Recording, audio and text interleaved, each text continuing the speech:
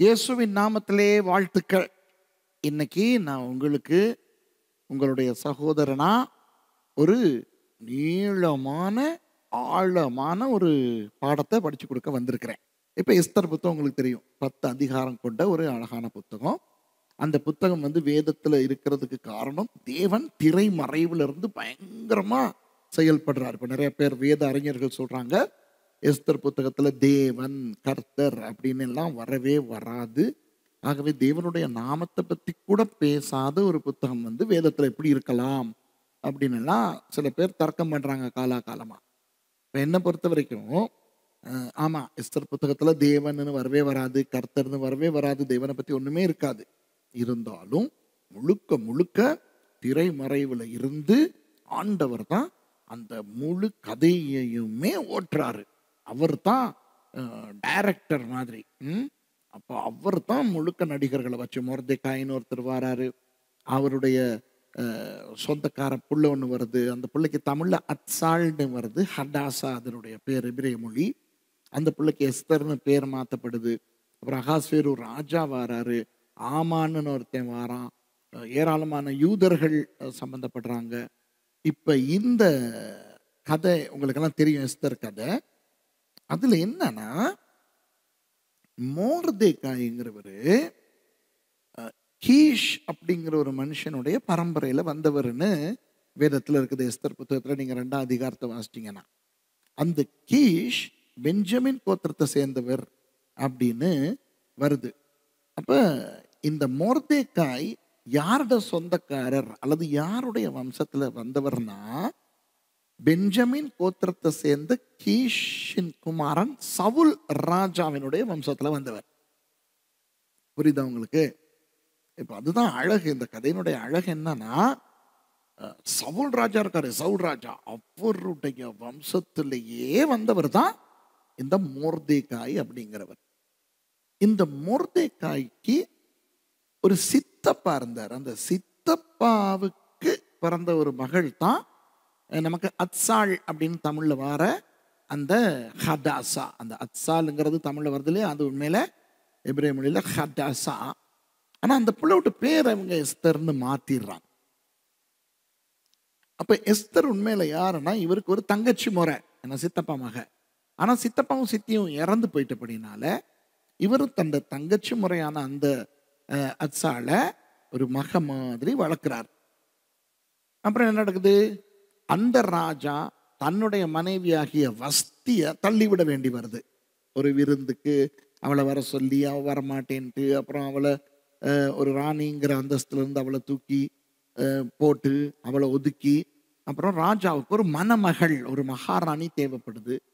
அப்ப நிறைய பெண்கள் அதுக்காக ஆயத்தம் பண்ணப்படுறாங்க. அப்ப இந்த மொர்தெக்காய் என்ன செய்யறாரு, தன்னுடைய அந்த தங்கச்சி மாதிரி மக மாதிரி வளர்க்குற அந்த தங்கச்சை ஒரு யூத பிள்ளை அப்படிங்கிறத மறைச்சி எஸ்தர் அப்படிங்கிற பேரை அந்த பிள்ளைக்கு வச்சு, அந்த பிள்ளையையும் இந்த ராஜாவுக்கு தெரிவு செய்யப்படுற அந்த மணமகள்மாரோட சேர்த்துடுறாரு. கடைசியில் ராஜா இந்த பிள்ளைய தான் ரொம்பவே விரும்பி இந்த பிள்ளைய தன்னுடைய மனைவியா எடுத்துக்கிறார். அதுக்கெல்லாம் பிறகு எஸ்தர் புத்தகத்துல நீங்க பாத்தீங்கன்னா 3ஆவது அதிகாரத்துல திடீர்னு ஒரு மனுஷனை பிரதம மந்திரி மாதிரி ஒரு ஒரு பெரிய நிலைமைக்கு ஏற்படுத்துறாரு அந்த ராஜா. அந்த மனுஷனுடைய பேர் ஆமான். நீங்க ஒரு எஸ்தர் புத்தகத்துல 3ஆம் அதிகாரத்துல பாத்தீங்கன்னா 1வது வசனத்துல, இந்த நடபடிகளுக்கு பின்பு, எந்த நடபடிகள் இப்ப ஒரு நேரம் சொல்லிட்டு இருந்தேனே, இந்த கதைகளுக்கெல்லாம் பிறகு ராஜாவாகிய அகாஸ்வேரு அம்மெதாத்தாவின் குமாரனாகிய ஆமான் என்னும் ஆகாகியனை மேன்மைப்படுத்தி தன்னிடத்தில் இருக்கிற சகல பிரபுக்களுக்கும் மேலாக அவனுடைய ஆசனத்தை உயர்த்தி வைத்தான்னு வருது. அந்த அம்மெதாத்தா வம்சத்துல அந்த அந்த அந்த பரம்பரையில வந்த இந்த ஆமான் ஆகாகியன் அப்படின்னு வருது. இந்த ஆகாகுங்கிற பேர் ரொம்ப முக்கியமானது, பயங்கரமானது. இந்த ஆகாகுங்கிறது வேற யாரும் கிடையாது, அமலேக்கியர்களுடைய ராஜா. அமலேக்கியர்களுடைய ராஜா தான் ஆகாக். அந்த வம்சத்துல வந்தவன் தான் இந்த ஆமான். இப்ப இப்ப இப்ப லைட்டா உங்களுக்கு இந்த எஸ்தர் கதையை ஒருக்கா ஞாபகப்படுத்திட்டு அப்புறம் இந்த ஆகாக் விஷயத்துக்கு வரேன். இப்ப இவனை பிரதம மந்திரி மாதிரி ஆக்கியாச்சு. யாருட்டு? அகாஸ்வேருட்டு ராஜாட அந்த அந்த ராஜ்யத்துல, பெர்ஷியா ராஜ்யத்துல. அப்ப எல்லாரும் இந்த ஆமான் அங்க இங்க போகும்போது வணங்கி மரியாதை செலுத்துவாங்க. இப்ப ஞாபகம் இருக்கா? எகிப்திய பார்வோனுடைய காலத்துல யோசேப்புக்கு அப்படி ஒரு பதவி கிடைச்சது. நேபுகாத் நேச்சார் மன்னனுடைய காலத்துல பாபிலோன்ல தானியேலுக்கு அப்படிப்பட்ட ஒரு பதவி கிடைத்தது. கிட்டத்தட்ட அந்த மாதிரி அகாஸ்வேருங்கிற இந்த பெர்ஷியா ராஜாவின் காலத்துல இந்த ஆமானுக்கு அப்படி ஒரு பதவி கிடைச்சது. அவன் பெர்ஷியாக்காரன் கிடையாது, அவன் அமலேக்கியன், இந்த ஆகாக் வம்சத்துல வந்தவன். அதுதான் நம்மளோட பாடத்துல கதையே. சரியா? இப்ப கேளுங்களேன். அப்ப இவன் அங்கங்க போகும்போதெல்லாம் மற்றவங்க எல்லாரும் வணங்குவாங்க, வணக்கம் சொல்லுவாங்க, மதிப்பாங்க, கௌரவிப்பாங்க. ஆனா ஒரு பிரபு ஒருத்தர் அரண்மனையில ஒரு ஒரு ஒரு பிரபு இருந்தாரு. அவர் தான் நம்ம மொர்தெகாய். அவர் என்ன செய்வாரு? இப்படி கையை கட்டிக்கிட்டு சும்மா நட்டமர்ற மாதிரி நிற்பாரு. உனக்கு நான் தலையை குனிறதா, உனக்கு நான் வணக்கம் சொல்றதா அப்படிங்கிற மாதிரி. அப்போ ஆமானுக்கு எல்லாரும் தன்னை கௌரவிக்கிறாங்க. ஆனா இந்த ஒரு பையன் மாத்திரம் என்னைய கனம் பண்றான் இல்ல, எனக்கு தலையை குனிறான் இல்ல அப்படின்னு இவனுக்கு பயங்கர கோபம். இப்ப நான் ஒரு விஷயம் சொன்னேன் இல்லையா, மொர்தெகாய் ஒரு பிரபு அப்படின்னு. அது என்னன்னா, யூதா ஜனங்கள் பாபிலோனியர்களால பிடிக்கப்பட்டு போனாங்க. 3 தடவை போனாங்க. ஒன்று வந்து கிறிஸ்துவுக்கு முன் 609ஆம் ஆண்டுல நல்ல நல்ல வாலிபர்கள், அழகானவங்க, படித்தவங்க, ராஜவம்சத்தை சேர்ந்தவங்க எல்லாத்தையும் நேபுகாத் நேச்சார் அவங்க பாபிலோனுக்கு கூட்டிகிட்டு போனாங்க. இது தானியேல் 1ஆம் அதிகாரத்தில் இருக்குது.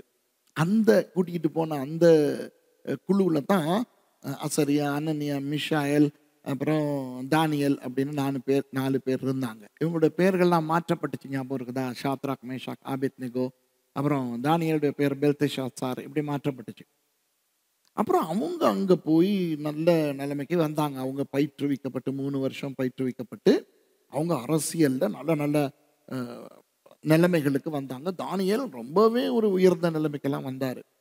அப்புறம் அப்படி நல்ல நிலைமைக்கு கொண்டு வரப்பட்ட அந்த யூத வாலிபர்கள் கேட்டுக்கொண்டதன் பேரில் கிறிஸ்துவுக்கு முன் 597ஆம் ஆண்டு சில யூதர்கள், ஆசாரியர்கள், இன்னும் நல்ல நல்ல யூத சொந்தக்காரங்க, இந்த இவங்கள்ட்ட சொந்தக்காரங்க எல்லாம் பாபிலோனுக்கு கொண்டு போகப்பட்டாங்க. அந்த நேரம் இக்கோனியா ராஜா இங்கே யூதாவில் ஆட்சியில் இருந்தார். அதுக்கெல்லாம் பிறகு செதேக்கியா ராஜாவினுடைய காலத்தில் அவங்க ரொம்ப முரண்டு பிடிச்சபடினால நேபுகாத் நேச்சாரனுடைய இராணுவம் வந்து எருசலேமை முழுக்க அழிச்சு போட்டு இவங்க எல்லாத்தையும் அப்படியே அடிமைகளாக கொண்டு போயாச்சு. அது நடந்தது கிறிஸ்துவுக்கு முன் 586ஆம் ஆண்டுல.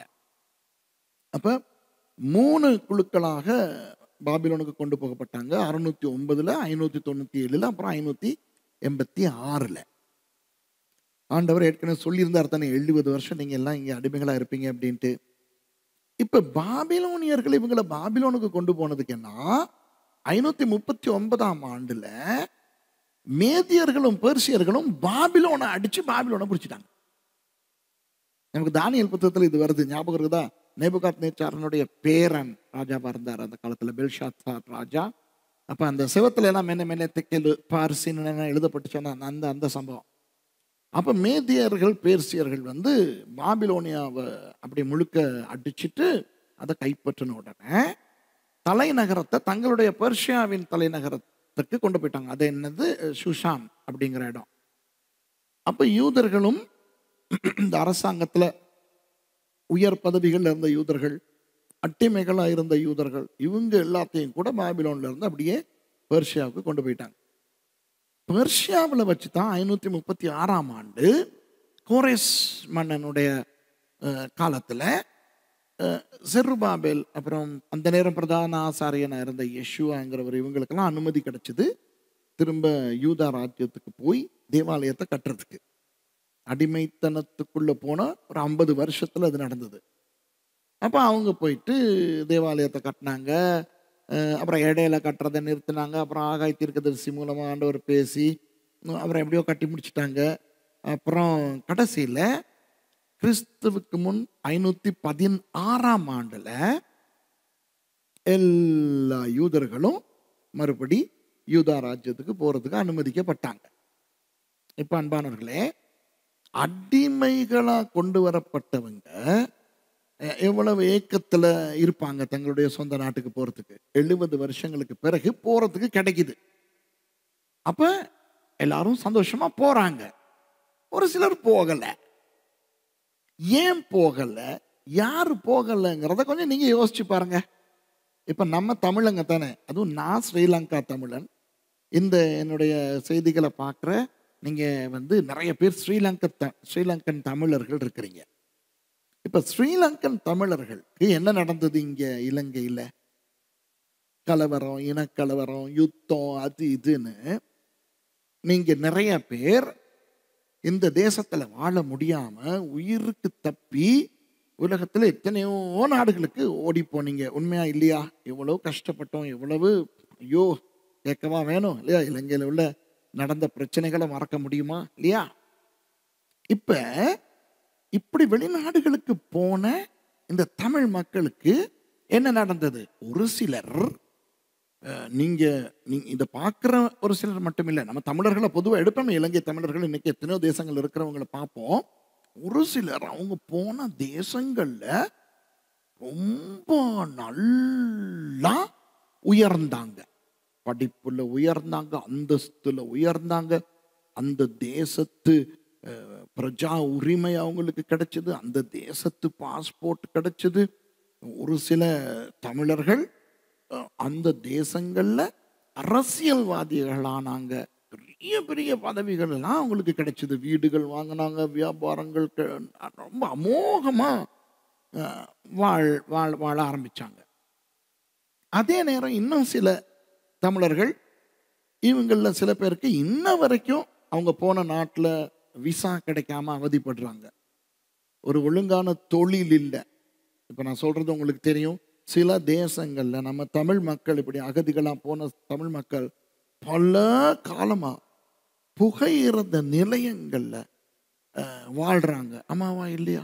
ரயில்வே ஸ்டேஷன் வழியே திரியிறாங்க, பஸ் ஸ்டாண்ட் வழியே வாழ்றாங்க. ஒரு நல்ல இருக்கிறதுக்கு வீடு இல்லாம, செய்யறதுக்கு தொழில் இல்லாம, ஐயோ எவ்வளவு பேர் கஷ்டப்படுறாங்க. நான் சொல்றது உண்மையா இல்லையா? இப்ப நான் தான் எல்லாம் போய் கண்ணால பாக்குறேனே இதெல்லாம்.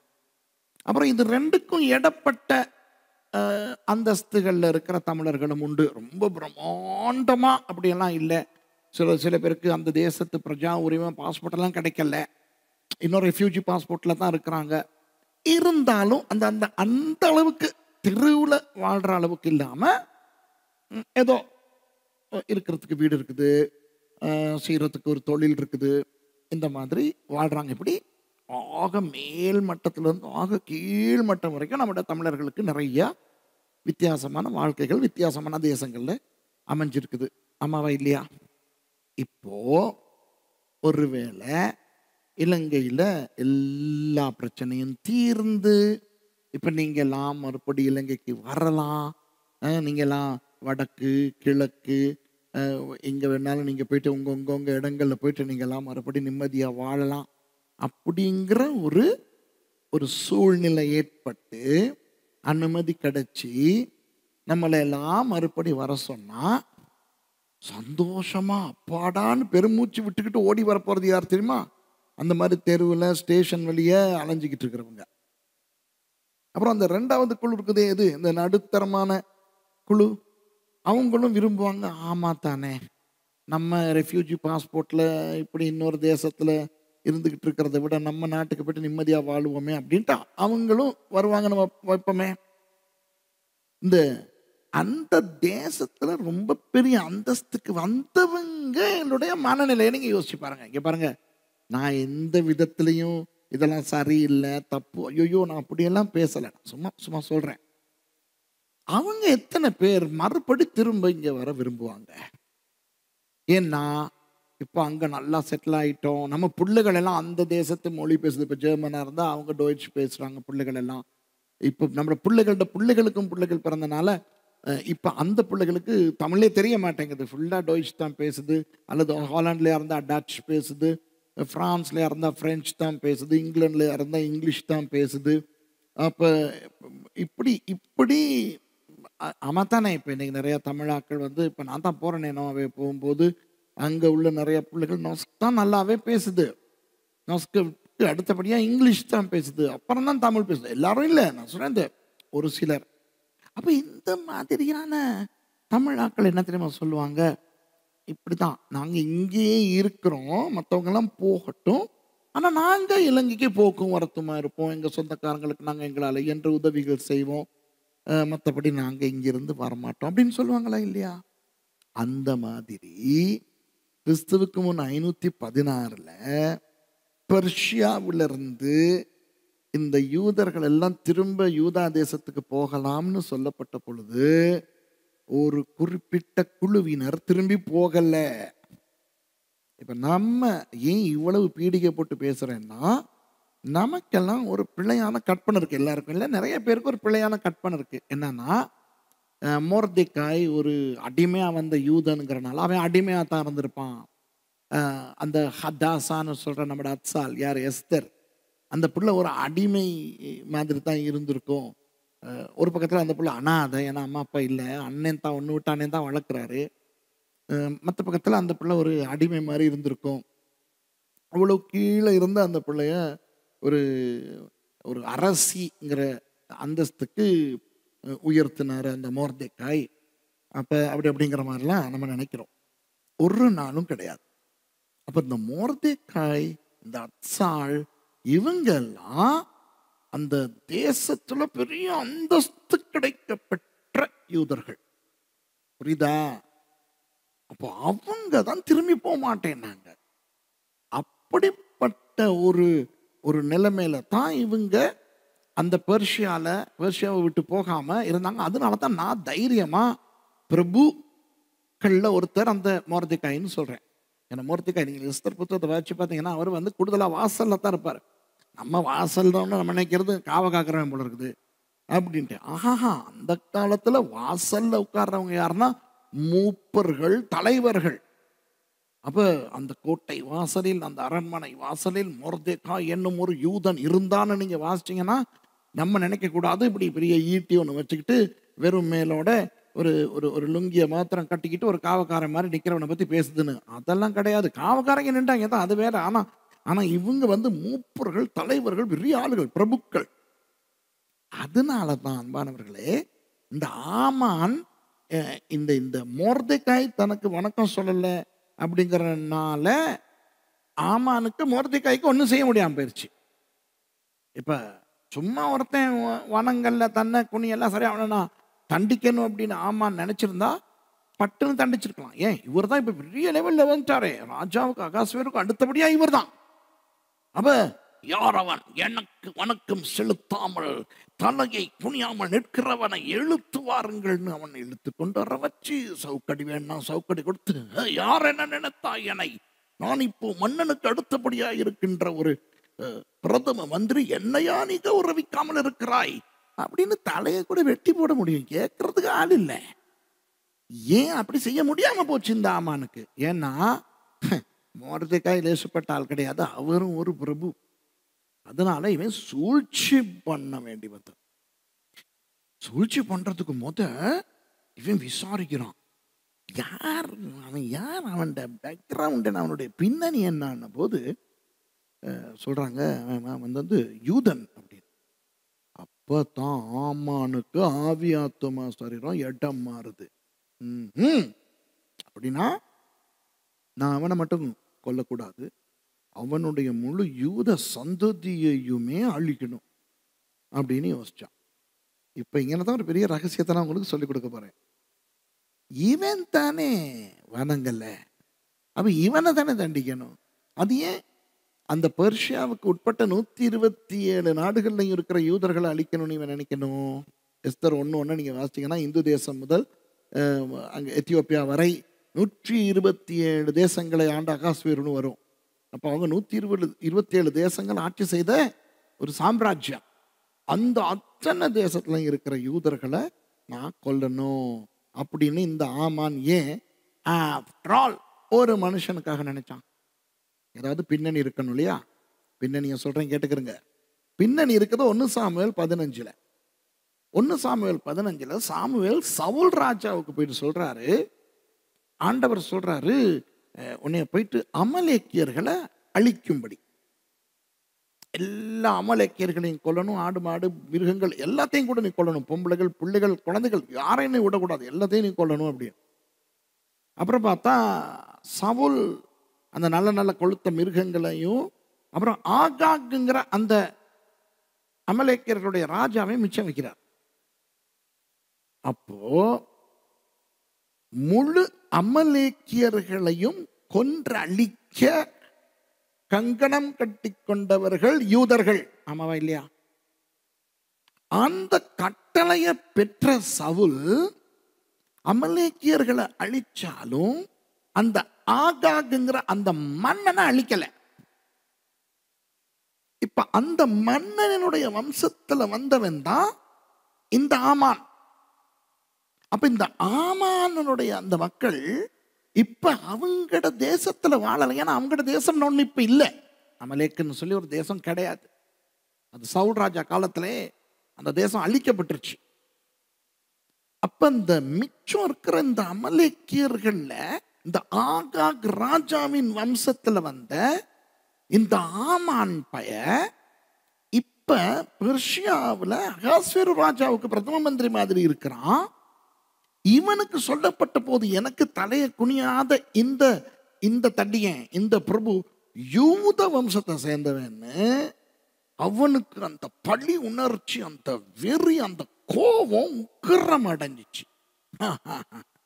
எங்க இனத்தை அழிச்சவங்க இல்லையாடா நீங்க, எங்களுக்கு ஒரு தேசத்தை இல்லாம பண்ணினவங்க நீங்க தானேடா. இப்ப எனக்கு எவ்வளவு பெரிய பதவி வந்திருக்குது தெரியுமா? இந்த பதவியை பயன்படுத்தி படவா நான் உன்னைய மட்டும் இல்லை உன் எண்ணத்தையே நான் அழிக்க போறேன் அப்படின்னு கங்கணம் கட்டிக்கிட்டான். இப்ப விளங்குதா உங்களுக்கு? அன்னைக்கு சவுல் ராஜா மாத்திரம் தேவனுடைய கட்டளைக்கு கீழ்ப்படிஞ்சு சாமுவேல் சொன்ன மாதிரி போயிட்டு அமலேக்கியர்களை முழுக்க அழிச்சிருந்தா இப்படி எஸ்தர்ங்கிற ஒரு புத்தகம் நமக்கு வந்தே இருக்காது. இந்த யூதர்கள் அழிக்கப்பட போறாங்கிற ஒரு நிலைமை வந்தே இருக்காது. அங்க அவன் ஒருத்தனை மிச்சம் வச்சான்.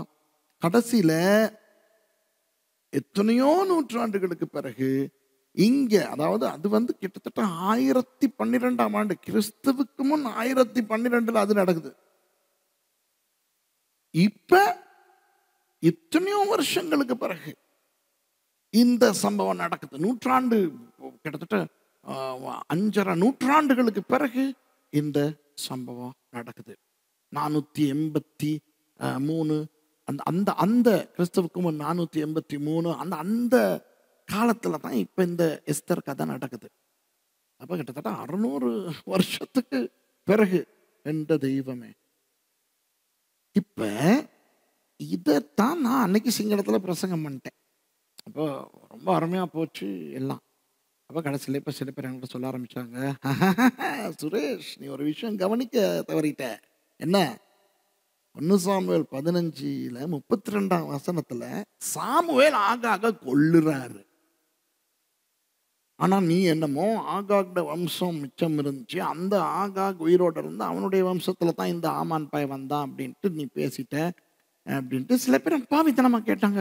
பாஸ்டர் அது எப்படி பாஸ்டர் நீங்க சொன்னீங்க ஆகாகினுடைய வம்சத்துல ஆமான் வந்தான்ட்டு, ஆனா அங்க 32ஆம் வசனத்துல ஆகாகத்தான் சாமுவேல் கொல்றாரு அப்படின்ட்டு. அப்ப அப்படி சொன்னவங்களுக்கு நான் சொன்ன பதில் என்னன்னா, இங்க பாருங்க, நான் எஸ்தர் புத்தகத்தை தானே படிச்சு கொடுத்தேன். எனக்கு தேவைப்பட்டது எஸ்தர் புத்தகத்தை படிச்சு கொடுக்க அதுக்கே 2 மணி நேரத்துக்கு மேல நான் எடுத்துட்டேன். இதுல இந்த ஆகாக மிச்சம் வச்சானா அது இதுன்ட்டு நான் அதை பத்தி ஆகாக பத்தி அந்த அமலேக்கியர்களை பத்தி எல்லாம் நான் பேசல தானே. என்னுடைய என்ன சொல்றது, என்னுடைய கவனம், கான்சன்ட்ரேஷன், என்னுடைய கவனம் 1 சாமுவேல் 15 இல்லை தானே அப்படின்னு அவங்களுக்கு அழகா பதில் சொல்லிட்டு, என்னைக்காவது நல்ல பதில் உங்களுக்கு நான் சொல்றேன் அப்படின்னு சொல்லியிருந்தேன். ஆனா சில பேர் கொஞ்சம் ஒரு மாதிரி, நான் சொன்னேனே கேம் கேட்டாங்க என்கிட்ட, நீ எல்லாம் ஒரு அப்படிங்கிற மாதிரி. அதுதான் அப்பட்டமா போட்டிருக்குது 32ஆம் வசனத்துல ஆகாக கொன்னாச்சுன்ட்டு அது கூட நீ என்ன எங்களை என்ன காதில் பூவா வைக்க பார்க்குற அப்படிங்கிற மாதிரி கொஞ்சம் கேவலமாகவும் சில பேர் பேசினாங்க. அவங்கள சில பேருக்கு நானும் கொஞ்சம் கேவலமாக பதில் போட்டேன். நான் சொன்னேன், இங்கே வா, இப்படி ஆகாக் வம்சத்துல வந்தவன் தான் ஆமானுங்கிறதே நான் சொன்ன பிறகு தான் உங்களுக்கு சில பேருக்கு தெரியுது. நீங்க கண்ட மாதிரி வாசிச்சிருக்கிறீங்க எஸ்தர் புத்தகம். ஆனா இப்ப இங்க பாருங்க, எத்தனை பேர் எஸ்தர் புத்தகத்தை ஆசையா வாசிக்கிறாங்க சொல்லுங்க பார்ப்போம். வேணா சங்கீதத்துல கிடையா கிடப்பாங்க. ஆனா எஸ்தர் மாதிரி ஒரு புத்தகம் வந்துச்சுன்னு சொன்னா சரி சரி ஒருக்கா வாசிச்சா கதை விளங்கிருது, அப்புறம் திருப்பி திருப்பி வாசிக்கிறதுக்கு அங்க என்னத்தான் இருக்குங்கிறது தான் நிறைய பேருடைய எண்ணம். அப்ப இப்படி மொர்தெக்காய் கீஷினுடைய வம்சத்துல, அதாவது பெஞ்சமின் கோத்திரத்திலிருந்து வந்தவருங்கிறது கூட நான் சொன்ன பிறகு தான் உங்களுக்கே தெரியுது. நீங்க எத்தனை தடவை வாசிச்சிருந்தாலும்.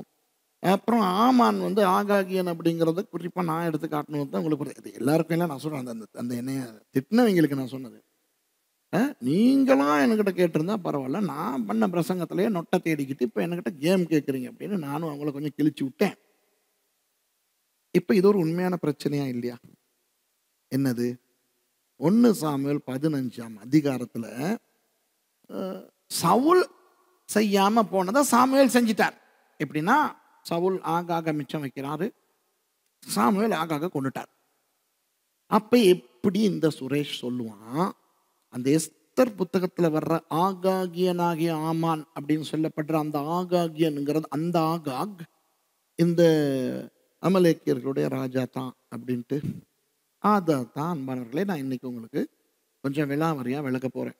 அதனால சூப்பர் பாடம் ஒன்று இது. நம்ம நிறைய சரித்திரம் படிக்க போகிறோம், அருமையான விஷயங்களை படிக்க போகிறோம், ரொம்ப நேரம் எடுத்து படிக்க போகிறோம். ஆகவே நீங்கள் கொஞ்சம் அப்படி இப்படி நிப்பாட்டி நிப்பாட்டி நிப்பாட்டி தான் நீங்கள் படிக்க வேண்டி வருங்க. எவ்வளோ நேரம் இன்னும் நான் பேச போகிறேனே, இப்போ எவ்வளோ நேரம் பேசியிருக்கேன்னு எனக்கு தெரியலை, இன்னும் எவ்வளோ நேரம் பேச போகிறேன்னு தெரியலை. நான் தேவையில்லாமல் நிறைய உழம்பக்கூடாதுங்கிறதுக்காக என்னை எல்லப்படுத்துறதுக்கு தான் ஒரு சின்ன நோட் மாதிரி ஒன்று எழுதி கொண்டாந்து வச்சுருக்கேன். முடிஞ்சளவு இதுக்குள்ளே உட்காந்துருவோம், இதை விட்டு வெளியே போக வேண்டாம் அப்படின்னு அந்த அந்த குதிரைக்கு போடுற கடிவாளம் மாதிரி ஒரு நோட் கொண்டாந்து வச்சுருக்கேன், குறிப்பு ஒன்று. அந்த குதிரைக்கு 2 பக்கம் போடுவாங்க. ஏன் போடுவாங்க அப்படின்னா, அது முன்னுக்கு ஓடும்போது இங்கிட்டு பார்த்து அங்கிட்டு பார்த்து, அங்கிட்டு தெரிஞ்சு இங்கிட்டு தெரிஞ்சால் அது கொஞ்சம் அவதானம் அங்கிட்டு இங்கிட்டு ஓடிடும்ல, அது மாதிரி. இப்போ எனக்கு இருக்கிற பிரச்சனை என்னன்னா, ஆண்டோடைய வார்த்தையெல்லாம் படித்து கொடுக்கறதுக்கு எத்தனையோ விஷயம் இருக்குது. அதுக்கே நேரம் இல்லாமல் நான் ததிகினத்தம் போட்டுக்கிட்டு இருக்கேன். நீங்கள் எத்தனையோ பேர் என்கிட்ட சுரேஷ் எங்களுக்கு இந்த இதை சொல்லிக் கொடுக்குறேன், நீங்கள் சொல்லிக் கொடுங்களே, எங்களுக்கு அதை சொல்லிக் கொடுங்களே அப்படி இப்படின்னு கேட்டுக்கிட்டு இருக்கிறீங்க. இதெல்லாத்தையும் பேசுறதுக்கே எனக்கு நேரம் இல்லாமல் இருக்கும்போது, இப்போ இதை படித்து கொடுக்க போயிட்டு அப்புறம் அது என்னன்னா இது என்னன்னான்னு நான் தேவையில்லாமல் அங்கே ஓடி அப்புறம் பாகம் 2, 3, 30, 60ன்னு போய்கிட்டு இருக்கிறதுக்கு தடை விதிக்கிறதுக்காகத்தான் கடிவாளம் கொண்டு வந்திருக்கேன். முடிஞ்ச அளவு இந்த குறிப்புக்குள்ளேயே நான் உட்காந்துக்கிட்டு பேசலாம்னு விரும்புகிறேன். இப்போ உங்ககிட்ட நான் கொடுக்குற வேண்டுகோள் என்னன்னா, நான் சும்மா தோழமையோட பாருங்கள், பேச்சு தமிழில் நல்லா ஃப்ரெண்ட்லியாக சும்மா நல்ல வசதியான ஒரு நாற்காலி போட்டு கொடுத்துருக்காங்க, சும்மா ஜம்முன்னு உட்காந்துருக்கிறேன். கேமராவுக்கு பின்னால் உட்காரவங்களுக்கு சொல்கிறேன். இதில் எனக்கு குடிக்கிறதுக்கு ஏதாவது கொண்டாந்தீங்கன்னா அதை குடிச்சிக்கிட்டே பேசுவேன். இப்போ தொண்டை காயுது. நீங்களும் அப்படி தான் நல்லா ஒரு காஃபியோ டீயோ ரெடி பண்ணிக்கிறங்க, அப்பப்போ நிப்பாட்டுங்க, கொஞ்சம் ரெஸ்ட் ஒன்று எடுங்க, நல்லா அழகாக ஆறுதலாக படிங்க. ஆனால் அதே நேரம் ஆவியானவர்கிட்ட கேளுங்க, ஆண்டவரே இவற்றின் மூலம் எங்களுக்கு ஏதாவது இன்னும் கொஞ்சம் ஏதாவது பேசுகிறதா இருந்தால் பேசுங்க. இது பெரிய ஆவிக்குரிய விஷயங்கள் எல்லாம் இந்த பாடத்தில் வராதுன்னு தான் நினைக்கிறேன். யாரு கண்டா ஆவியானவர் எப்படி எங்களை நடத்துவாரோ அப்படின்ட்டு அவருடைய வார்த்தையை தானே படிச்சுக்கிட்டு இருக்கோம் இல்லையா? அதனால நம்ம அப்படி படிப்போம். கொஞ்சம் நல்லா இந்த ரிலாக்ஸ்டாக சும்மா சிம்பிளாக சும்மா நல்லா நம்ம படிப்போம். இந்த சிங்களத்தில் இதை நான் செய்தேன்ல, முந்த நாள் சிங்களத்தில் செய்தேன். 2.25 மணி நேரம் இதே இடத்துல தான் செஞ்சேன் நின்றுக்கிட்டு. அது முடிஞ்ச பிறகு இங்கே இருந்த பாஸ்டர்ஸ் மாதிரிலாம் என்ன தெரியுமா சொல்கிறாங்க, நம்ம அப்படியே ஒரு ஒரு சினிமா படம் பார்க்குற மாதிரி இருந்துச்சான். இப்போ அதாவது இப்போ சினிமா படங்களை நீங்கள் பார்த்தீங்கன்னா ஒரு காட்சி இங்கே வரும், அதுக்கு சம்மந்தம் இல்லாமல் இன்னொரு காட்சியோ நாங்கள் போகிறோம். த்ரில் மூவின்னு சொல்லுவாங்க, நல்ல இந்த இந்த சஸ்பென்ஸ் மூவி. அப்போ காட்சிகள் ஒன்றுக்கு ஒன்று சம்மந்தம் இல்லாமல் இதனடா இது இன்னொன்று போகுது அன்னொன்று போகுது, ஆனால் கடைசியில் எல்லாத்தையும் அப்படியே ஒன்றாக்கி கனெக்ட் பண்ணி பார்த்தா அப்படி பயங்கரமாக இருக்குமே, அந்த மாதிரி இருந்துச்சு அப்படின்னாங்க. எனக்கும் இது ஆசையான ஒரு பாடம், நான் ஆசையாக தான் உங்களுக்கு கற்றுக் கொடுக்க வந்திருக்கேன். எனக்கு இருக்கிற ஒரே பிரச்சனை இந்த இந்த பேச வேண்டியதை மட்டும் பேசணுமே, தேவையில்லாமல் உழம்பக்கூடாதுன்ட்டு. இப்போ பேச வேண்டியதை மட்டுமே பேசியே நிறைய பேர் என்னை திட்டுறாங்க. ஏன் தேவையில்லாமல் உழம்புற, தேவையானதை மட்டும் பேசிட்டு போன்ட்டு. நான் ஏதோ உங்கள் வீட்டுக்குள்ள வந்து உட்காந்துக்கிட்டு உங்களோட பேசுகிற மாதிரி பேசிக்கிட்டு இருப்பேன். அதனால சும்மா என்னையெல்லாம் திட்டிக்கிட்டு தீக்காம கொஞ்சம் ஒழுங்கா இதை கொஞ்சம் நம்ம ஆராய்ஞ்சி படிப்போம். ஓகேயா? சரி, இப்போ முதலாவது இதை நம்ம ஒழுங்காக விளங்கிக்கிடுவோம். எதை? மோர்தெகாய் பெஞ்சமின் கோத்திரத்தை சேர்ந்தவர். அவர் கீஷினுடைய அந்த அந்த வம்சத்தில் வந்தவர். அதாவது சவுல் ராஜா இருக்கிறாரே, அந்த சவுல் ராஜாவினுடைய வம்சத்திலேயே வந்தவர். ஓகேயா? ஆமான் இருக்கிறானே, ஆமான் அவன் அமலேக்கியர்களாகிய அந்த அமலேக் வம்சத்துல வந்தவன். அதுலயும் அந்த சவுல் கொல்லாம போன அந்த ஆகாக் ராஜாவினுடைய வம்சத்துல வந்தவன். அப்ப ஆண்டவர் சவுல் மூலமா முழு அமலேக்கியர்களையும் அழிக்க திட்டம் போட்டாரு. அந்த திட்டத்தை சவுல் நிறைவேற்றல. ஆகாக மிச்சம் வச்சாச்சு. சாமுவேல் என்ன பண்றாரு? ஆகாக கொல்றாரு. இன்னும் கொஞ்ச நேரத்தில் நான் உங்களுக்கு சொல்ல போறேன், என்ன நான் நிரூபிக்க போறேன். என்னன்னா, சவுல் ஆகாகுங்கிற ராஜாவை மட்டும் மிச்சம் வைக்கல, அந்த ஆகாக் ராஜாவோட சேர்ந்த சில ராஜரீக மக்களையும் மிச்சம் வச்சாரு. இப்ப அவசரப்படாதீங்க, நான் அதை உங்களுக்கு நிரூபிக்கிறேனே பிறகு. ஆனா சாமுவேல் ஆகாக் ராஜாவை மட்டும்தான் கொல்றாரு. அப்போ அந்த 1 சாமுவேல் 15 அமலேக்கியர்களுடைய கதை முடிஞ்சிருக்கணும், ஆனா முடியல. தொடர்ந்து இந்த அமலேக்கியர்கள் எங்கெங்கெல்லாம் ஒளிஞ்சு கிழிஞ்சு வாழ்ந்துட்டாங்க. வாழ்ந்து இப்போ பெர்ஷியர்களோட ஜக்கடிச்சுக்கிட்டு பெர்ஷிய மன்னனை காக்கா பிடிச்சி அவருடைய பிரதம மந்திரியாகி இவன் இருக்கிறான் ஆமான்.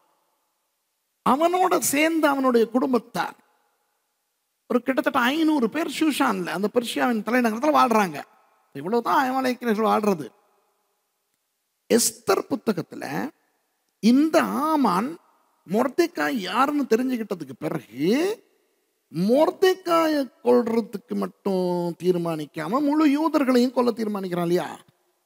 எப்படியோ அகாஸ்வேரு ராஜாவோட மனசை இவன் கைப்பற்றிக்கிட்டு அவருடைய அனுமதியோட 127 நாடுகள்லையும் இருக்கிற யூதர்களை அழிக்கிறதுக்கு தீர்மானம் பண்ணான். 127 நாடுகள்லையும் இருந்த யூதர்கள் வெறும் யூதா பெஞ்சமின் கோத்திரத்தார் அல்ல. அந்த 586 பாபிலோனுக்கு கொண்டு போகப்பட்டவங்க அல்ல. ஏன்னா அவங்க பாபிலோனுக்கு மட்டும் தானே கொண்டு போகப்பட்டாங்க. அவங்க தானே 539 பெர்ஷியாவுக்கு கொண்டு வரப்பட்டாங்க.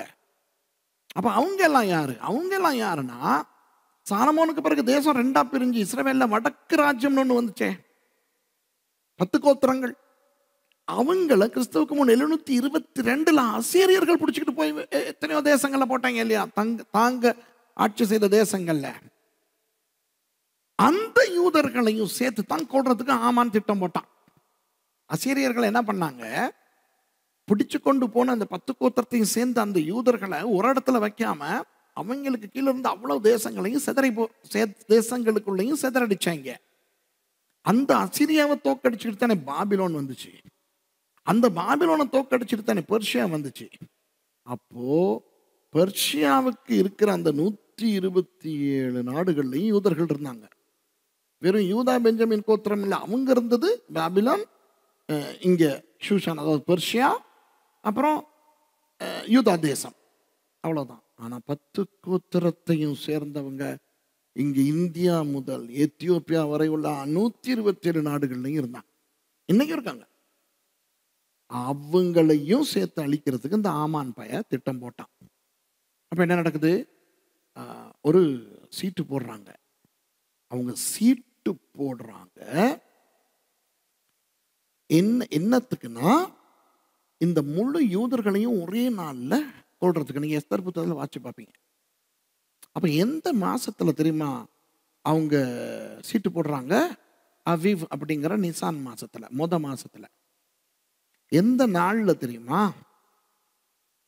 எந்த நாள்ல யூதர்கள் மறுநாளுக்கான பஸ்காவுக்காக ஆயத்தம் ஆகுறாங்களோ அந்த நாள்ல ஆமான் சீட்டு போட்டு இந்த யூதர்களை அழிக்கிறதுக்குரிய திகதியை நிர்ணயம் பண்றான். ஐயோ, அது பயங்கரமான ஒரு ஆவிக்குரிய விஷயம் தெரியுமா? அதாவது ஆமான் மூலம் பிசாசு என்ன தெரியுமா சொல்ல வந்தான்? நாளைக்கு பஸ்காவை கொண்டாடுறதுக்கு ஆயத்தமாகறீங்களாடா, ஆகுங்க மகனே, நீங்க கொண்டாட போற கடைசி பஸ்கா இது. அடுத்த வருஷ பஸ்காவுக்கு நீங்க உயிரோட இல்லை, ஒரு யூதன் உயிரோட இல்லை, எல்லாத்தையும் நான் தொடக்க போறேன். இப்ப நம்ம ஆண்டவராகிய இயேசு கிறிஸ்து பஸ்கா ஆடாதானே வந்தாரு. பஸ்காங்கிறது முழுக்க முழுக்க அவரை காட்டுறது தானே. அவர் எப்படி பலியா எங்களுக்காக மறிக்க போறாருங்கிறதுக்குரிய அந்த தீர்க்க தரிசனம் தானே பஸ்காங்கிறது. எகிப்து காலத்திலிருந்தே வருது. அப்போ பிசாசு யூத இனத்தையே அழிச்சிட்டா அப்புறம் ஏன் சொன்னார் வரமாட்டார் இல்லையா? அவன் திட்டம் அதுதான். அப்போ பஸ்காவுக்கு இவங்க ஆயத்தம் பண்ணிக்கிட்டு இவங்க பாவம் அப்பாவித்தனமா இவங்களுக்கு தெரியல, அங்க இவங்க எல்லாத்தையும் அழிக்கிறதுக்கு அங்க சீட்டு போடப்படுது அப்படின்ட்டு. எந்த நாள்ல இவங்களை அழிப்போன்ட்டு சீட்டு போட்டா அது ஆதார மாதத்துல, அதாவது 12வது மாதத்துல கடைசி மாதத்துல விழுகுது. சரிடி, நீங்க ஒரு வருஷம் உயிரோட வாழுங்க, அடுத்த நிசான் அதாவது அடுத்த ஆவி அடுத்த வருஷம் முதல் மாதத்தை பார்க்கறதுக்கு நீங்க உயிரோடு இருக்க மாட்டீங்க அப்படின்னு அந்த சீட்டு போட்டு அவங்களுக்கு அந்த திகதியை எடுத்துக்கிட்டாங்க. அந்த சீட்டுக்கு பேர் தான் பியூர், அதனுடைய பன்மை புகையும். அதை வச்சு தான் பூரீம் பண்டிகை வந்தது. இதை நான் அந்த முதலாவது பாடத்துல பூரீம் பாடத்துல சொல்லி கொடுத்துருக்கிறேன். இப்போ மொர்தெக்காயை கொல்றதுக்கு, இது யூதர்களை கொல்றதுக்கு, மொர்தெக்காயை கொல்றதுக்கு ஒரு 50 அடி உயரத்துல ஒரு பெரிய தூக்கு மேடையே செய்கிறார். யாரு? இந்த ஆமான். கடைசியில் ஆண்டவர் எஸ்தரை பயன்படுத்தி அகாஸ்வேரு ராஜா இவனுடைய அனுமதியோட அந்த மொர்தெக்காய்க்காக ஆமான் செஞ்ச அந்த தூக்குல ஆமானையே தொங்க விட்டு கொண்டு மொர்தெக்காயும் எஸ்தரும் அந்த சுஷான்ல இருக்கிற முழு 500 பேரையும் கொன்னுடுறாங்க. யார் 500 பேர்? இந்த ஆகாகியர்கள், அமலேக்கியர்கள் 500 பேரையும் கொன்னுடுறாங்க. அப்போ அன்பானவர்களே, 1 சாமுவேல் 15 அமலேக்கியர்களை தொடச்சு போடுங்க, அழிச்சு போடுங்கன்னு சொன்ன அந்த கட்டளைய சவுல் நிறைவேற்ற தவறினார். ஆனா அத ஆண்டவர் சவுலுடைய வம்சத்திலேயே வந்த மொர்தெக்காய் மூலமா நிறைவேற்றினார். எஸ்தர் புத்தகத்தோட அமலேக்கியர்களுடைய கதை முடிஞ்சுது. அதுக்கு பிறகு அமலேக்கியர்கள் ஒருத்தர் கூட கிடையாது. ஐயோ, அதுக்கு பிறகு ஒரு பய கூட அமலேக்கியர்கள் கிடையவே கிடையாது. உங்களுக்கு யாராவது சொன்னாங்கன்னா, அந்த இப்ப இஸ்ரவேலில் இருக்கிற பாலஸ்தீனர்கள்ல அமலேக்கியர்களும் கலந்துருக்கிறாங்க, பெலிஸ்தியர்களும் கலந்துருக்கிறாங்கன்னு அது மாதிரி ஒரு பயங்கர புட்டா போண்டா கஞ்சா கப்சா கிடையவே கிடையாது. சும்மா உங்களை சுத்துறாங்க. இந்த கேட்குறவன் கேனையனா இருந்தால் இரவு மாடி ஏரோப்ளேன் ஓட்டுமா, அது மாதிரி கேட்குறவன் அதை விட கேனையனா இருந்தால் அமலேக்கியம் இன்னும் இருக்கிறானா எங்கேயாவது. ஆகவே அதெல்லாம் நம்பக்கூடாது நீங்க. இப்ப எவ்வளோ ஒரு அருமையான விஷயம் இப்ப நம்ம பார்த்தோம் இல்லையா? 1 சாமுவேல் 15 போயிட்டு கொஞ்சம் அது நடந்த அந்த வேகத்தை பார்ப்போமா, அந்த சம்பவங்கள் நடந்த வேகத்தை பார்ப்போமா, நம்ம கொஞ்சம் திருப்பிக்கிறோமா. 1 சாமுவேல் 15வது அதிகாரத்துக்கு போய் 35 வசனம் தான் இருக்கு. அந்த என்னைய கொஞ்சம் ஒரு மாதிரி கேவலமா பேசினாங்களே, அந்த நீ இதை சாமுவேல் ஆகாக கொன்னுட்டாரோ அதை நீ கவனிக்கலையா அப்படின்ட்டு.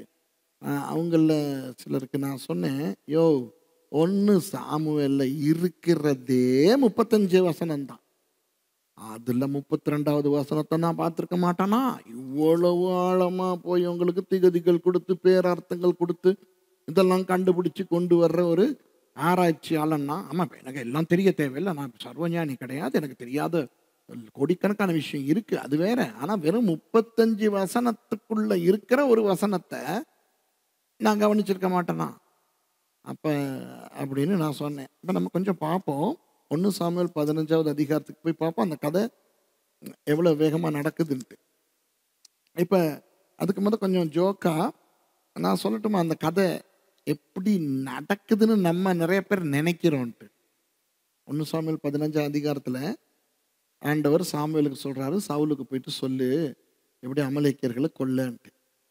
அப்ப காலையில எழும்பினோன்னே ஆண்டவர் சாமுவேலுக்கு சொல்றாரு, சவுலுக்கு போய் சொல்லு அமலேக்கியர்களை கொல்லுன்னு. அப்ப சாமுவேல் பொண்டாட்டிக்கிட்ட இந்த தண்ணியை கொஞ்சம் சுட வைம்மா, நான் வந்து காப்பி குடிச்சுக்கிறேன், இல்லை டீயை குடிச்சுக்கிறேன். கொஞ்சம் 4 வீடு தள்ளி இருக்கிற சவுல் கிட்ட போயிட்டு, இந்த இப்படி அமலேக்கியர்களை ஆண்டவர் கொல்ல சொல்லிட்டாருன்னு சொல்லிட்டு வந்துடுறேன், நீ டீ போட்டு வை அப்படின்னு சொல்லிட்டு இவர் போறாராம். ஒரு 4 வீடு தள்ளி போயிட்டு சவுலோட வீட்டை தட்டினோடனே திருமதி சவுல் வந்து, பாஸ்டர் நீங்கள் என்ன காலையிலே வந்திருக்கிறீங்க, என்ன விஷயம், அவர் இப்போ தான் எழும்புனாரு, பாத்ரூம் போயிருக்கிறாரு அப்படின்னு. இல்லை இல்லை கொஞ்சம் வர சொல்லுங்க அப்படின்னு. அப்போ அவர் டவலை கட்டிக்கிட்டு வராராம் சவுல். அப்போ உடனே சாமுவேல் சொல்கிறாராம், சவுல் என்னன்னா ஆண்டவர் சொன்னார், அந்த அமலேக்கியர்களை போயிட்டு எல்லாத்தையும் கொண்டுட்டு வா, புள்ள குட்டி ஆடு மாடு நாய் பூனை கரடி எல்லாத்தையுமே கொண்டுட்டு வந்துடும், ஒருத்தரை மிச்சம் வச்சுக்காத அப்படின்னு இவர் வீட்டுக்கு வந்துட்டு, அப்புறம் அந்த வீட்டுக்கு வந்தோம்னா காப்பி குடிக்கிறாரு. அவர் சவுல் டக்குன்னு உடனே ரெடியாகி அவர் வீட்டில் இருக்க வேலைக்காரனை கூப்பிட்டு, இந்த எல்லா பயல்களையும் அந்த வெளிய கிணத்துக்கு அந்த பக்கம் இருக்கிற புளி மரத்துக்கிட்ட வர சொல்லு ஒரு வேலை ஒன்று இருக்கணுன்னே இவர் போய்ட்டு எல்லாத்தையும் கூட்டிகிட்டு வந்துடுறாரு. வந்தோடனே புளிய மரத்தடியில் வச்சு இவங்க திட்டம் போடுறாங்க, போயிட்டு அமலேக்கியர்களை அடிச்சுட்டு வர சொல்லியிருக்காரு ஆண்டவர். பாஸ்டர் வந்து சொன்னார் காலையிலேயே, வாங்கடா எல்லாம் போயிட்டு வருவோன்ட்டு இவங்கெல்லாம் உடனே புறப்பட்டு போய் அமலேக்கியர்களை அடித்து முடிச்சுட்டு ஒரு 2 மணியை போல் வந்துடுறாங்க. அப்புறம் சாமுவேலுக்கு ஆண்டவர் சொல்கிறாரு, சாமுவேல் பகல் சாப்பாடு சாப்பிட்டு கொஞ்சம் லைட்டாக இப்படி அவர் கொஞ்சம் ஒரு ரெஸ்ட் ஒன்று எடுக்கிறாரு. அந்த நேரத்தில் ஆண்டவர் சாமுவேலை தட்டி எழுப்பி, சாமுவேலே சாமுவேலே, சவுலை ராஜாவாக்கினது எனக்கு மனஸ்தாபமாக இருக்கிறது, அவன் இப்படி பண்ணிட்டான்னா, அப்படியா நான் தான் இதோ நான் போய் அவனிடத்துல கேட்கிறேன்னு இவர் சவுல் வீட்டுக்கு போனோன்னா, ஒரு பிரேஸ் லார்ட் பாஸ்டர், நான் அமலேக்கியர்கள்லாம் கொண்டுட்டேன் அப்படிங்கவும் சாமுவேல் கேட்குறாரு, அப்படின்னா எனக்கு இந்த புதுசாக ஆடு மாடு சத்தம்லாம் கேட்குது, அதெல்லாம் என்ன அப்படின்னா, அது வேற ஒன்றும் இல்லை, அந்த ஆண்டவருக்கு பலி கொடுக்கறதுக்கு சிலதுகளை நம்ம பயலுக பிடிச்சிக்கிட்டு வந்தாங்க, வேற ஒன்றும் இல்லை அப்படின்னோடனே சாமுவேல் சவுலை பார்த்து திட்டி, பள்ளியை விட கீழ்ப்படிதல் உத்தமம், படவாராஸ்கள் அப்படி இப்படிலாம் சொல்லி உடனே அப்புறம் சாமுவேல், கொண்டு வாருங்கள் அந்த ஆகாகை, அவனை நான் கொல்லுகிறேன்ட்டு அவனை பிடிச்சி கொண்டுட்டாரு. அப்புறம் கொண்டுட்டு ஒரு 5-5:30 மணி ஆயிடுச்சு. வந்துட்டு அப்படி கொஞ்சம் ஒன்று போட்டுட்டு சாமுவேல் படுக்க போயிட்டார். இவ்வளவு வேகமாவா இந்த கதை நடந்துச்சு? கொஞ்சம் பார்ப்போம். இதில் தான் இந்த சில பேருக்கு வந்து புரியுதில்ல, பாவம் என்ன செய்யறது. சில பேருக்கு புவியியல் அமைப்பு தெரிய வழி இல்லை. இப்போ பைபிள் காலேஜில் கூட இந்த வேதாகம புவியியல் அப்படின்னு ஒரு ஒரு பாடம் இருக்குது, பைபிள் ஜியோகிரஃபின்னு சொல்லி. அது நஞ்சு மாதிரி நிறைய பேருக்கு இந்த வரைபடங்களை வரைஞ்சிக்கிட்டு அது எங்கே இருக்குது, இது எங்கே இருக்குது, கில்கால் எங்கே இருக்குது, பெத்தேல் எங்கே இருக்குது, இதெல்லாம் நமக்கு என்னத்துக்கு ஐயோ அப்படிங்கிற மாதிரி நினைப்பாங்க. ஆனால் இப்போ இந்த கதை மாதிரி ஒரு விஷயத்தை நம்ம புரிஞ்சுக்கிறதுக்கு இதெல்லாம் நமக்கு ரொம்ப தேவை. சரி போமா, 1 சாமுவேல் 15ஆம் அதிகாரத்துக்கு போவோம். பின்பு சாமுவேல் 1வது வசனத்திலிருந்து, சவுலை நோக்கி, இஸ்ரவேலர் ஆகிய தம்முடைய ஜனங்கள் மேல் உம்மை ராஜாவாக அபிஷேகம் பண்ணுகிறதற்கு கர்த்தர் என்னை அனுப்பினாரே, இப்போதும் கர்த்தருடைய வார்த்தைகளின் சத்தத்தை கேளும். சேனைகளின் கர்த்தர் சொல்லுகிறது என்னவென்றால், இஸ்ரவேலர் எகிப்திலிருந்து வந்தபோது அமலேக்கு அவர்களுக்கு வழிமறைத்த செய்தியை மனதிலே வைத்திருக்கிறேன். இப்போதும் நீ போய் அமலேக்கை மட்டங்கடித்து அவனுக்கு உண்டான எல்லாவற்றையும் சங்கரித்து அவன் மேல் இரக்கம் வைக்காமல் புருஷரையும் ஸ்திரீகளையும் பிள்ளைகளையும் குழந்தைகளையும் மாட்டுகளையும் ஆடுகளையும் ஒட்டகங்களையும் கழுதைகளையும் கொன்று போட கடவாய் என்கிறார் என்று சொன்னான்.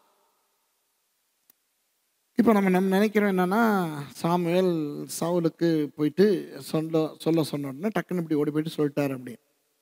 சாமுவேல் எங்கே வாழ்ந்தார் தெரியுமா உங்களுக்கு? ராமாவில், எப்ராயிம் மலை தேசத்தில் இருக்கு. சவுல் எங்கே வாழ்ந்தார்னு தெரியுமா? சவுல் கிபியாவில் வாழ்ந்தார். ராமாவிலிருந்து கிபியாவுக்கு சாமுவேல் காலத்தில் நடந்து போகணுமா இருந்தா, அந்த எப்ராயிம் மலையிலிருந்து அப்படியே ஷெக்கேம் நோக்கி நடக்கணும், ஏறி போகணும் மலை, இப்படி ரொம்ப ரொம்ப ரொம்ப ரொம்ப கஷ்டமான பாதை, ஒத்தையடி பாதையில் போகணும். அப்புறம் அங்கேருந்து அப்படியே ஷீலோ பக்கம் கீழே இறங்கி வரணும், அப்படியே வந்து பெத்தேலையும் தாண்டி இப்படி கீழே வந்துட்டு இப்படி இந்த அரியல் பக்கம் திரும்பணும், திரும்பி அப்படி கிபியாவுக்குள்ளே போகணும். சரியாக துல்லியமாக சொல்லணுமா இருந்தா, சாமுவேலுடைய வீட்டில் இருந்து கிபியாவில் இருக்கிற சவுல் வீட்டுக்கு 99.5 கிலோமீட்டர். 100ன்னு வைப்போமே, 100 கிலோமீட்டர் தூரத்தை அந்த மாதிரியான ஒத்தையடி பாதைகள்ல ஒரு மனுஷன் நடந்து வாரத்துக்கு எவ்வளவு நாளாகும் யோசிச்சு பாருங்க. நேர் ரோடு இல்லை, எப்படி ரொம்ப கஷ்டப்பட்டு வரணும். ஒரு என்னை பொறுத்த வரைக்கும் ஒரு சாதாரண மனுஷன் கொஞ்சம் ஓய்வெல்லாம் எடுத்துட்டு வரதா தான் 4 நாள் ஆகும். சாமுவேல் மாதிரி ஒருத்தர்னா 3 நாளில் வந்துடுவார். ஏன்னா சூரிய உதயத்தோட ஆரம்பித்து சூரிய அஸ்தமிக்கும் போது எங்கனையாவது ஓய்வெடுத்து இரவுலெல்லாம் நடக்க முடியாது.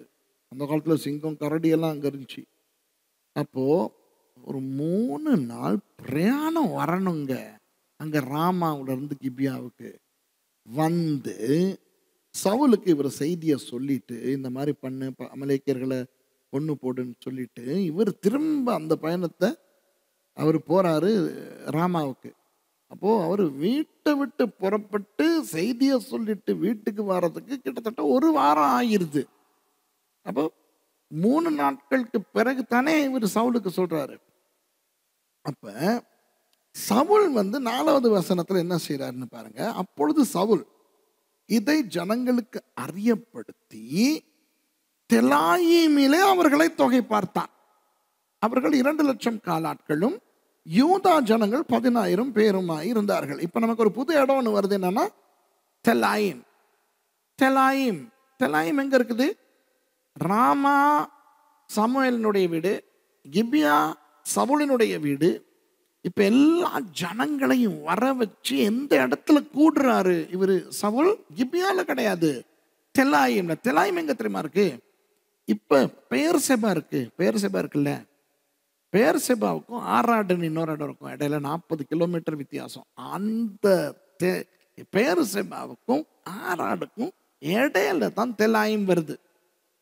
இப்ப நீங்க சாமுவேல் புத்தகத்துல பாத்தீங்கன்னா, சாமுவேல் கர்த்தருடைய தீர்க்கதரிசி தான் என்று தான் முதல் பெயர்செபா வரை எல்லா மக்களும் அறிந்து கொண்டார்கள்னு வரும்.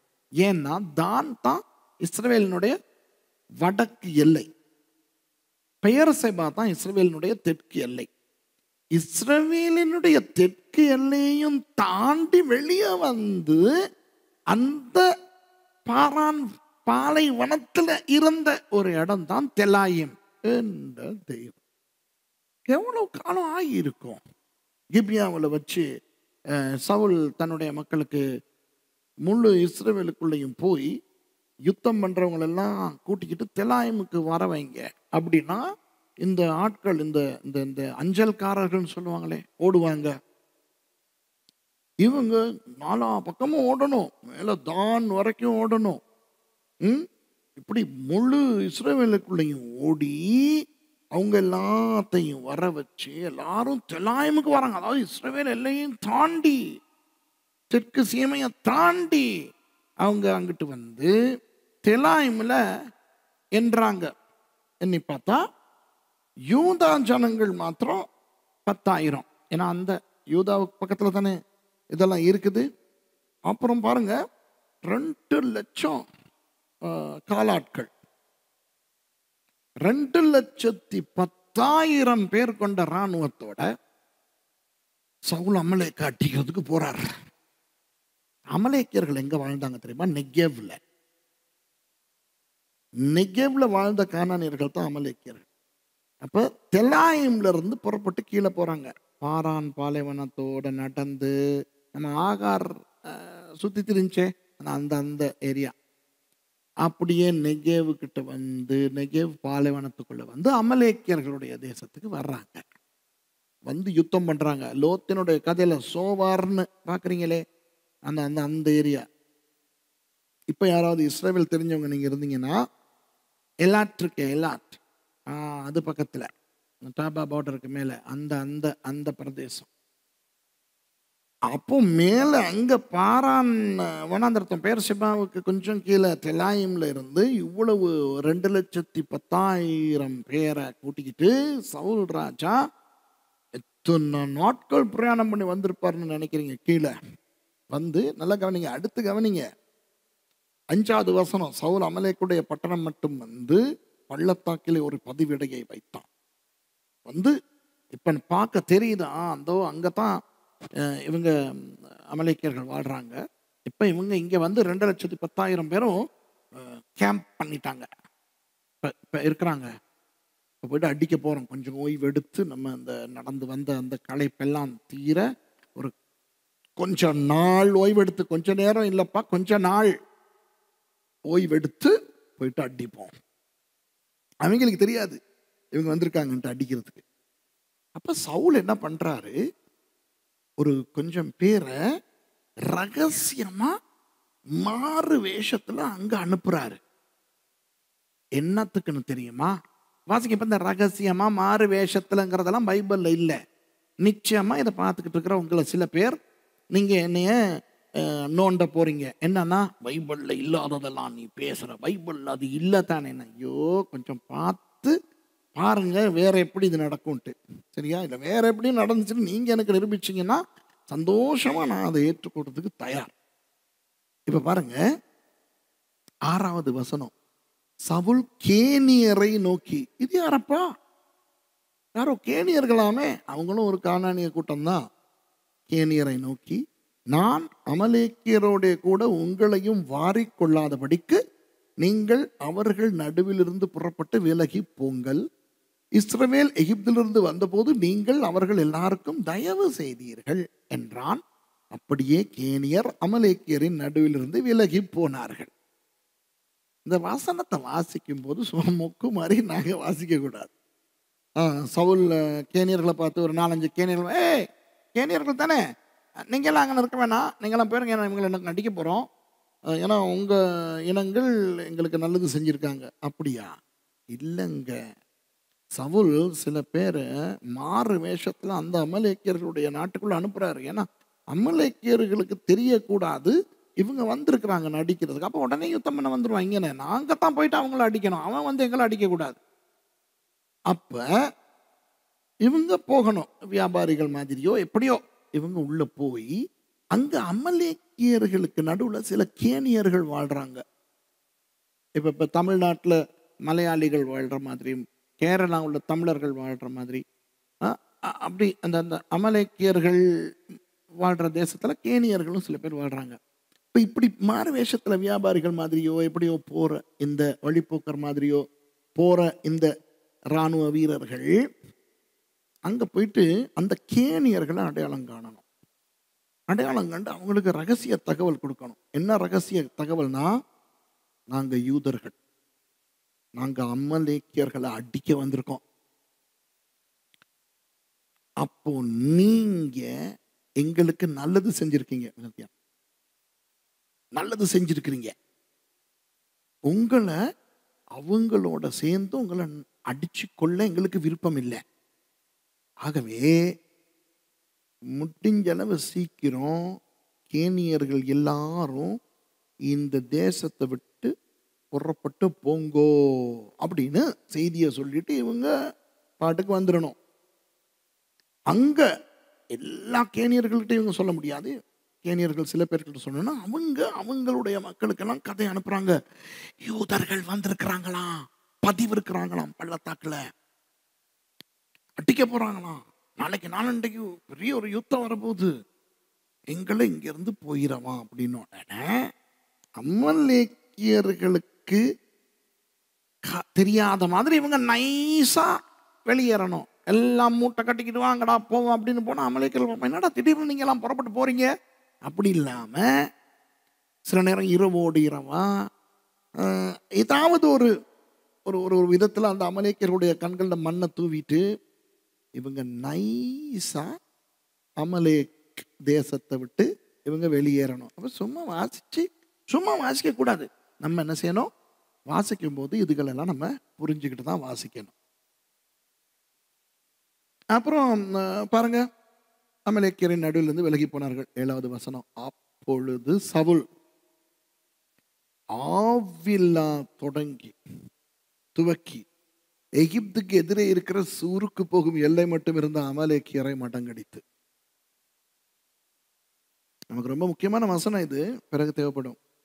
சவுலும் ஜனங்களும் ஆகாகையும் ஆடு மாடுகளில் முதல் தரமானவைகளையும் 2ஆம் தரமானவைகளையும் ஆட்டுக்குட்டிகளையும் நலமான எல்லாவற்றையும் அழித்து போட மனதில்லாமல் தப்ப வைத்து அற்பமானவைகளும் உத்தவாதவைகளுமான சகல வஸ்துக்களையும் முற்றிலும் அழித்து போட்டான்.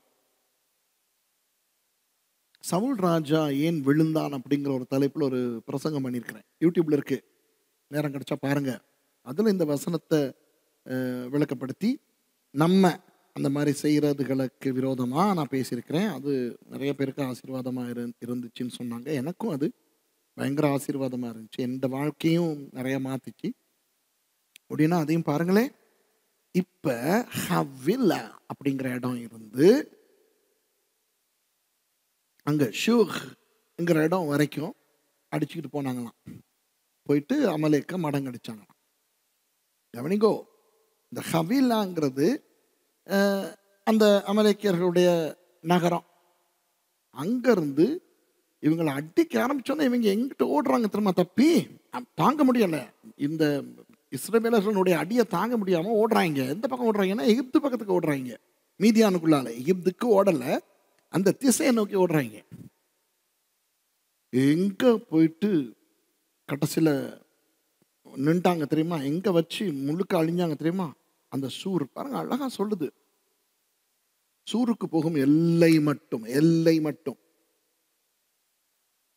அதாவது இதை ஞாபகம் வச்சுக்கணுங்க, இஸ்ரவேல் ஜனங்கள் எகிப்துல இருந்து புறப்பட்டு வந்துகிட்டு இருந்தாங்கல்ல, அந்த நேரம் அமலேக்கியர்கள் இஸ்ரவேலரை அடிக்க வந்தாங்க. அதை நான் பிறகு இன்னும் கொஞ்சம் இன்ட்ரெஸ்டான வசனத்தோட உங்களுக்கு காட்ட போறேன். நல்ல விஷயங்கள் கொஞ்சம் இருக்கு.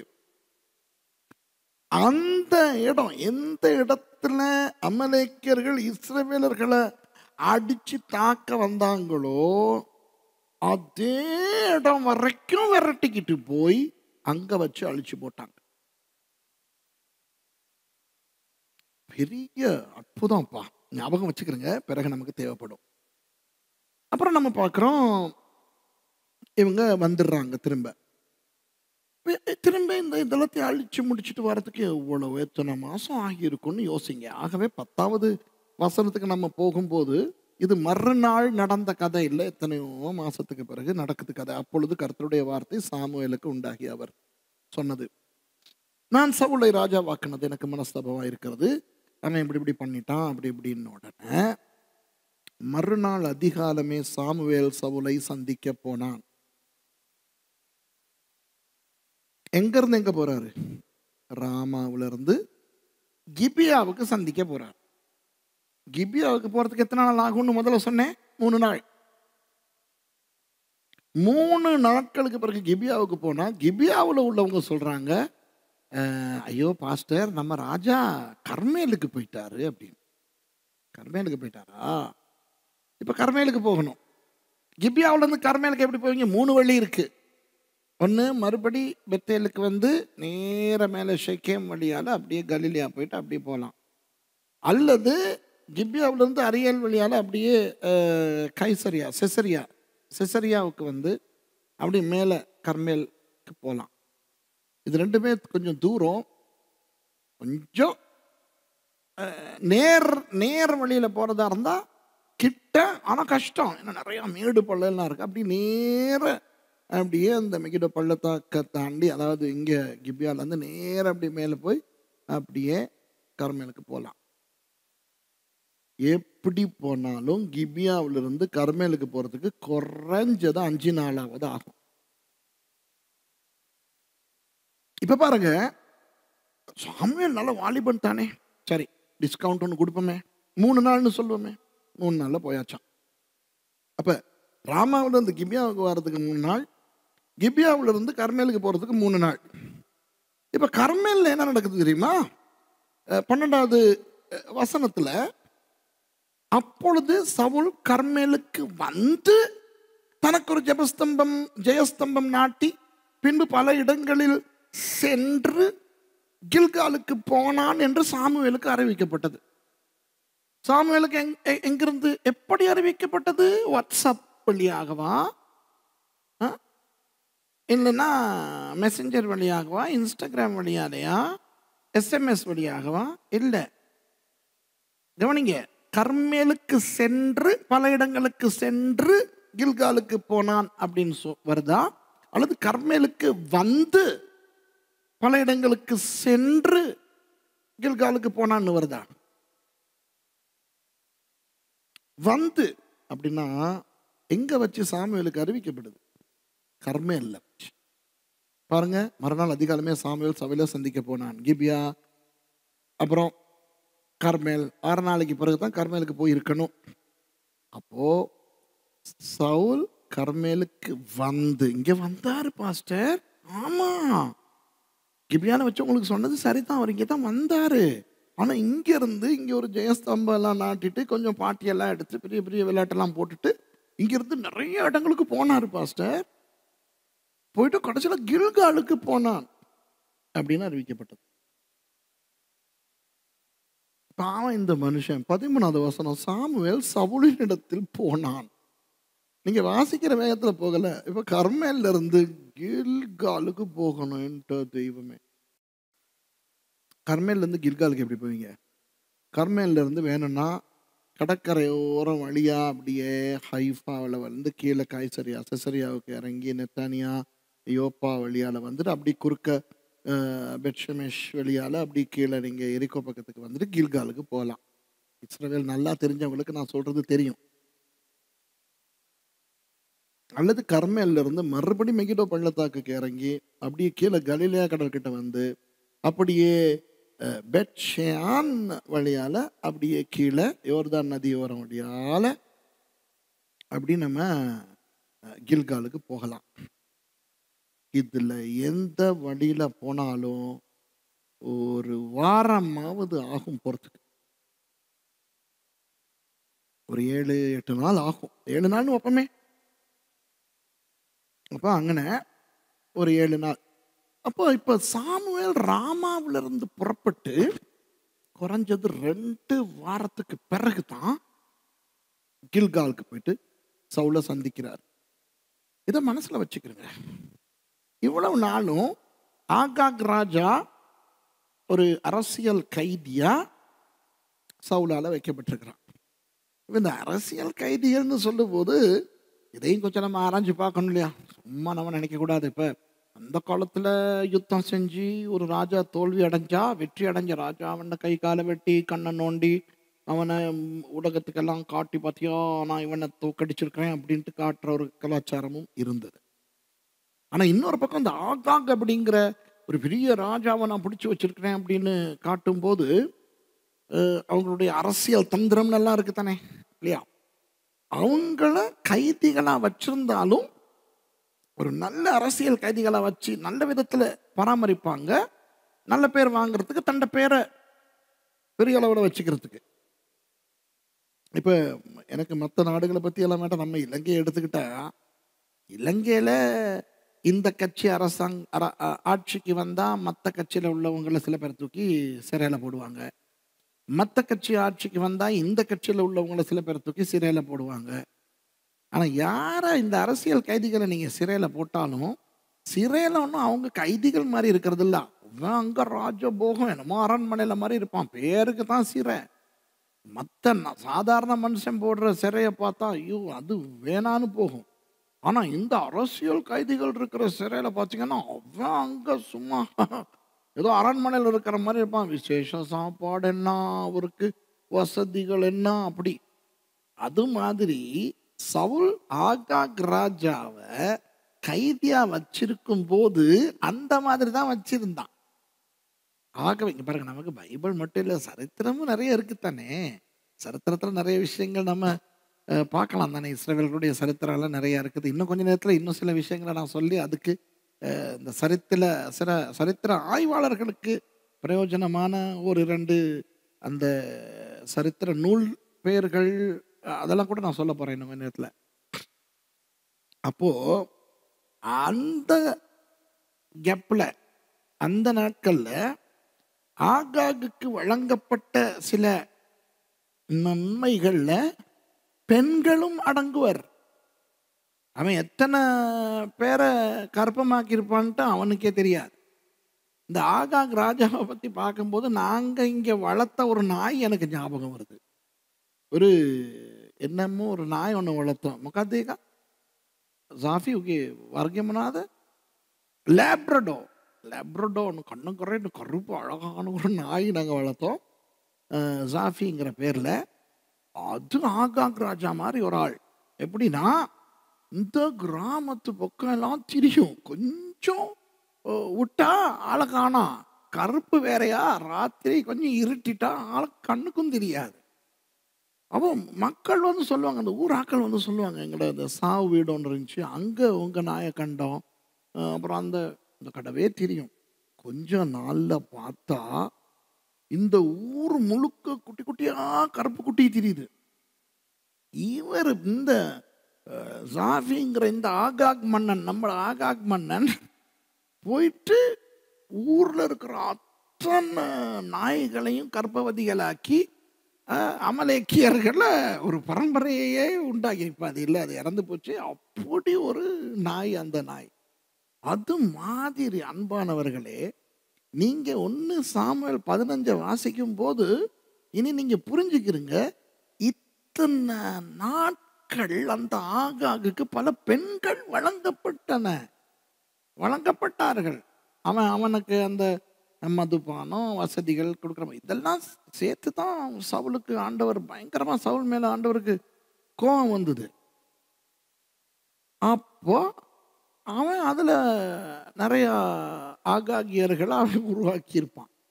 அது மட்டும் இல்லை அன்பானவர்களே, இன்னொரு விஷயம் என்னன்னா, நீங்கள் இப்போ நம்ம தமிழில் வாசிக்கும் போது ஆகாக் மன்னனை மட்டும் பிடிச்ச மாதிரி நமக்கு ஒரு ஒரு ஒரு எண்ணம் வருது. ஆகாக மட்டும் பிடிக்கல, ஆகாகியர்களை மிச்சம் வச்சான் அப்படிங்கிறது தான் உண்மை. அப்படின்னா அந்த அந்த ராஜ வம்சத்தை சேர்ந்த ஒரு சிலரை அவன் மிச்சம் வச்சான், ஒரு ஆளை மிச்சம் வைக்கல. அதை நான் உங்களுக்கு பிறகு நிரூபிக்கிறேன், பைபிள் வழியாலே நிரூபிக்கிறேனே.